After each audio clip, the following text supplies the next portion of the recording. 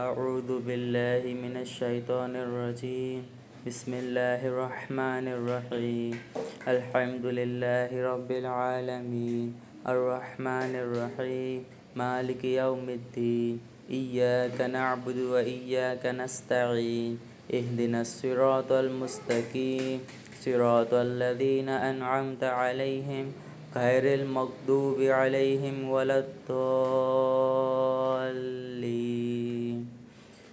اللهم صل على محمد وعلى آل محمد كما صليت على إبراهيم وعلى آل إبراهيم إنك حميد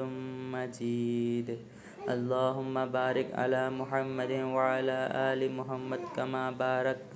على إبراهيم وعلى آل إبراهيم إنك حميد مجيد بهتي زور جان برحمة ما بعد أبيان جان شين حكيم الأمة حضرت مولانا شاه محمد أشرف علي تھانوی رحمة الله عليه تكينجي أठौपटी أجين أمة إتمارا حضرت مولانا شاه محمد أشرف علي تھانوی تكينجي هجري تكري 1980 ခုနှစ် Rabiul Sani 5 ရက် Subhi Sadiq အချိန်တွင်ဌာနဗဟုရွာကြီးတွင်ဖွားမြင်ခဲ့သည်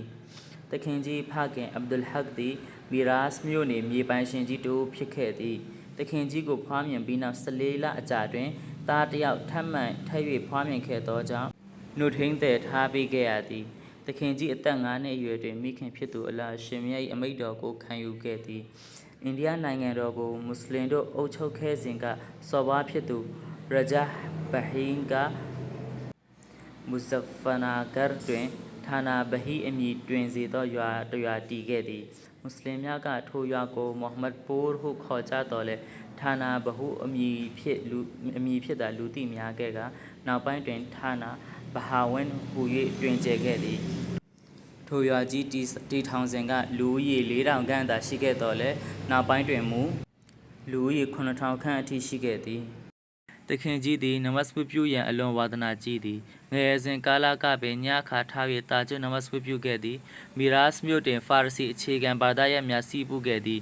ဟာဗစ်ဟူဆိုင်အလီထံတွင်ကုရ်အာန်ကျမ်းမြတ်ကိုသင်ယူအာဂုံဆောင်ခဲ့သည်မော်လနာဖတာမိုဟမ္မဒ်ထံတွင်အာရဘီအခြေခံပညာရပ်များစီးပူးခဲ့ပြီးနောက်ဒီယိုဘန်ကျောင်းတော်ကြီးတွင်9နှစ်တိုင်အာရဘီပညာရပ်များပြီးဆုံးသည့်အထိသင်ယူခဲ့သည်တခင်ကြီးသည်ကျောင်းစာများသင်ယူစီးပူးရင်းရိုဇီဘန်အမည်ဖြင့်ဖာရစီကဗျာစာအုပ်တုပ်ပြုစုခဲ့သည်ထိုအချိန်တွင်သခင်ကြီးအသက်မှာ18နှစ်ခန့်သာရှိနေခဲ့သည်ပညာရပ်များစီးပူးပြီးဒီယိုဘန်ကျောင်းမှထွက်ခွာရစဉ်ကသခင်ကြီးအသက်မှာ20ခန့်သာရှိခဲ့သည်သခင်ကြီးသည်အားလက်ချိန်များတွင်အချိန်ကိုအလဟတ်တမဖြစ်စေရန်ဒီယိုဘန်ကျောင်းတော်ကြီး၏ပညာရေးမှုချုပ်မော်လနာမိုဟမ္မဒ်ယာကုပ်အားဝကြီးဝင့်ငယ်ပြုစုကာရသမပညာဗဟုတုတစီးပူးခဲ့သည်မော်လနာရရှိဒ်အာမတ်ဂန်ဂိုဟီသခင်ကြီးဒီယိုဘန်ကျောင်းတော်သို့နှစ်ချုပ်စာမေးပွဲစစ်ဆေးရန်ရောက်ရှိလာစဉ်ကျောင်းတော်ကြီးတာဝန်ခံတဦးဖြစ်သူဟဇ်ရတ်ရှိုင်ကွန်ဟင်ဒ်မော်လနာမာမွတ်ဟဆန်ထံ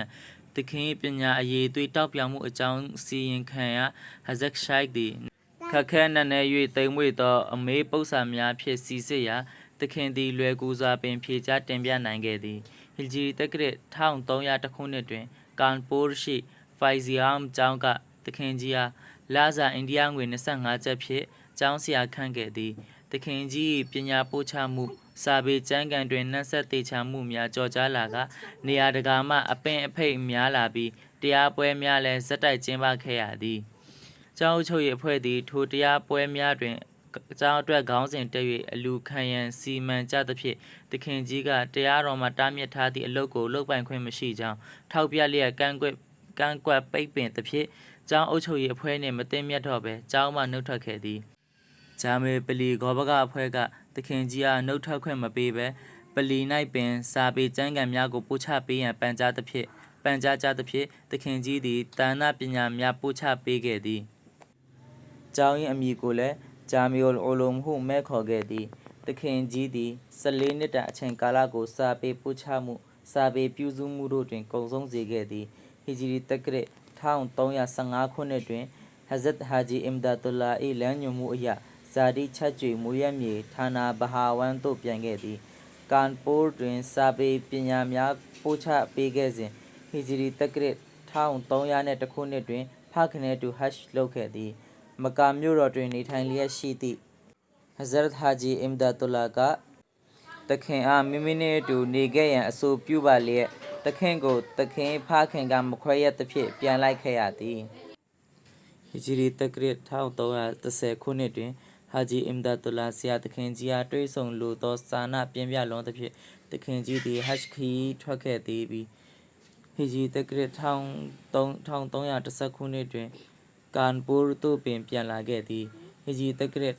1315ခုနှစ်တွင်ဟဇတ်ဟာဂျီအင်ဒါတူလာ၏စာနာနှင့်အညီဌာနာဘဟာဝမ်သို့ပြန်ခဲ့ကာလာရှိမြတ်အမိန့်တော်ခံယူရသည့်နေ့အထိဌာနာဘဟာဝမ်တွင်ပင်နေထိုင်ရင်းလူတို့၏အတွင်းလမ်းကိုတက်မှတ်ပေးခြင်းတင်တာနာတော်၏ဗတ်စုံမှကျမ်းအစုစုပြုစုခဲ့ရာတွင်ဘက်စတီဇီဝါနှင့်မူနာဂျာတီမက်ဘူလ်တို့မှအထင်ရှားဆုံးဖြစ်သည်သခင်ကြီးတွင်ဇနီးမယားနှစ်ယောက်ရှိခဲ့သည်မူနာဂျာတီမက်ဘူလ်ကတော့ဒီအကောင့်မှာတင်ထားပေးပြီးသားရှိအဲကနေပဲယူပြီးတော့မှပတ်စင်နားထောင်လိုက်မယ်ဆိုရင်လည်းရတယ်ဘစ်မင်လာရ်ရဟ်မာနီရ်ရဟီမ်ဟီဂျရီတက္ကရာ1346ခုနှစ်ဂျမာတုလ်အဝလာ21ရက်ဖဂျ်ပီတွင်ကျောင်းတာဝန်ခံ25ရက်ကိုစုစည်းလိုက်ကဟယာတုလ်မွတ်စလင်မီအမည်ရှိကျမ်းငယ်ကိုပုံနှိပ်ထုတ်ဝေရန်လမ်းညွှန်ရင်းငါရေးခဲ့တဲ့စာအုပ်စာတမ်းတွေဟာငါအတွက်လွတ်မြောက်လမ်းဖြစ်မယ်လို့ငါထင်မှတ်မထားဘူးဒါပေမဲ့ဒီဟယာတုလ်မွတ်စလင်မီကျမ်းကလေးကတော့ငါအတွက်လွတ်ငြိမ်းခွင့်ရရန်အကြောင်းခံဖြစ်မယ်လို့ငါကောင်းကောင်းယုံကြည်ထားတယ်ဒီစာအုပ်ကသာငါဘဝနဲ့ငါတမလွန်အာခရတ်ကအရင်းအနှီးပဲဖြစ်တယ်ဟု၍မိန့်မာခဲ့သည်သခင်ကြီးသည်မိမိဘဝတစ်ခုလုံးကိုတာနာမြေပြင်တစ်ခွင်လုံးတွင်နှံဆက်စွာခြေချရင်ကုံဆုံးစေခဲ့သည်အလောရှင်ရဲ့အမိန့်တော်မခံယူမီ9နှစ်ခန့်ကပင်သခင်ကြီးတွင်အစာမကြေဝမ်းဖောဝမ်းရောင်စသည့်ယောဂများဆွဲကပ်ခဲ့ပြီးထိုယောဂဖြင့်ဟီဂျရီတက္ကရာ1362ခုနှစ်ရဘ်ဂျလ16ရက်ညတတ်တော်82နှစ်3လ17ရက်ပြည့်တွင်လာရှိမြတ်အမိန့်တော်ကိုခံယူခဲ့သည်အင်နာလ िल्ला ဟီဝအင်နာအီလာဟီရာဂျီအူသခင်ကြီးဘဝကူခီးတဲ့မှာတမဟုတ်ချင်းပြန့်နှံ့သွားသဖြင့်ပြည်내အစိုးရတို့ကလိုအပ်သည့်အထူးယထာများပြည့်စွဲပေးခဲ့ရသည်ဂျနာဇာတွင်လိုက်ပါပို့ဆောင်သူများပြားလာသောကြောင့်ဂျနာဇာနမတ်ကိုအစ်ဒဂါတွင်မော်လနာဇဖာအာမတ်ဥစမာနီကဖတ်ပေးပြီးသခင်ကြီးဝကဖ်လုပ်လူဒန်းထားသောဌာနဘဟမ်ရှိishki bazan ကဘစတန်တွင်မြုပ်နှံတဖန်လုပ်ခဲ့သည်သခင်ကြီးသည်မိမိဘဝတသန်းတစ်လျှောက်လုံးတွင်စာပေကျမ်းဂန်ပေါင်း1000ကျော်မြပြုစုခဲ့သည်ဒါကတော့ဟဇတ်မော်လာအရှပ်လီဌာနဝီရာဟ်တူလာအလိုင်ရဲ့အထုပ်ပတ်တိအကျဉ်းပဲဖြစ်တယ်ပေါ့နော်ဒီထဲမှာမပါတာတခုကဆရာကြီးရဲ့ကီရာမတ်ပေါ့ဆရာကြီးတက်တန်းရခဲ့တာက82နှစ်3လ17ရက်ဒါပေမဲ့ဆရာကြီးပြုစုခဲ့တဲ့ကျမ်း1000ကျော်ရှိတယ်ဆရာကြီးရဲ့တက်တန်းမှာအလာရှင်ဘယ်လောက်ထိဘရကတ်ပေးလဲဒီသင်နဲ့ဘယ်လောက်ထိအလုပ်ယူလိုက်လဲဆိုရင်သင်မှာပါတဲ့စာအုပ်ဒီနဲ့ပတ်သက်တဲ့စာအုပ်တွေအများကြီးကိုဆရာကြီးကဆိုလို့ရှိရင်အများကြီးပြုစုခဲ့တယ်ဥပမာအတွက်အများကြီးအကျိုးပြုခဲ့တယ်အင်ရှာလာနောက်ဗီဒီယိုတွေဒီအတန်သွင်းတဲ့ခါကျရင်ဝါကေယာပဲတော့၎င်းမတ်အလာဆိုတော့၎င်းတပုတ်ဆိုတပုတ်ကိုပေါ့နော်အပီးအစအဆုံးမိနစ်ရှင်ရှင်းပါစေသွင်းပြီးတော့မှတင်ဖို့ပေါ့နော်ဆုံးဖြတ်တာပါအခုက TikTok မှာကျတော့အရန်